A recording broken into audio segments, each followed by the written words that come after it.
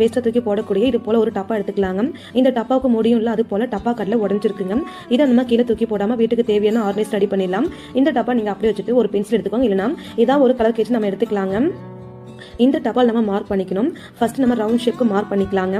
நீங்க மார்க் பண்ணும்போது ஒரே ஹீவ்னா ஒரே மாதிரி மார்க் பண்ணிக்கலாங்க. பாருங்க, ரவுண்ட் ஷேப் நம்ம மார்க் பண்ணியாச்சு. அதுக்கப்புறம் நம்ம ஒரு வளைவு மாதிரி கொஞ்சம் ஹைட்டா இது போல நம்ம மார்க் பண்ணி வச்சுக்கலாங்க. இந்த மாதிரி நம்ம மார்க் பண்ணி வச்ச பின்னாடி ஒரு பழைய கத்தி வச்சு நம்ம கேஸ்ல சூடு பண்ணிக்கலாங்க. நம்ம மார்க் பண்ணோம் இல்லையா, இதை மட்டும் நம்ம கட் பண்ணிக்கலாங்க. நான் கட் பண்ணி காமிக்கிற பாருங்க.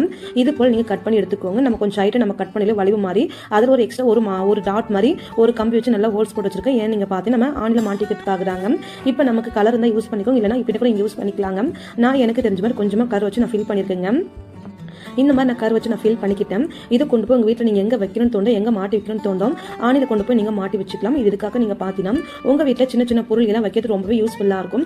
பார்க்க ரொம்ப அழகாக இருக்கும். இதுக்குள்ளே நான் பார்த்தீங்கன்னா ஃபர்ஸ்ட் நான் ரிமோட் வச்சு பார்த்தேன். அதுக்கப்புறம் இதுக்குள்ளே நீங்கள் ஸ்பூன்ஸு, பென்சில்ஸு, அதுக்கப்புறம் நம்ம வீட்டில் ப்ரஷ்ஷு, கோல்கேட் எல்லாம் இருக்கு இல்லையா, அந்த மாதிரி எல்லாமே வச்சுக்க ரொம்பவே யூஸ்ஃபுல்லாக இருக்குங்க.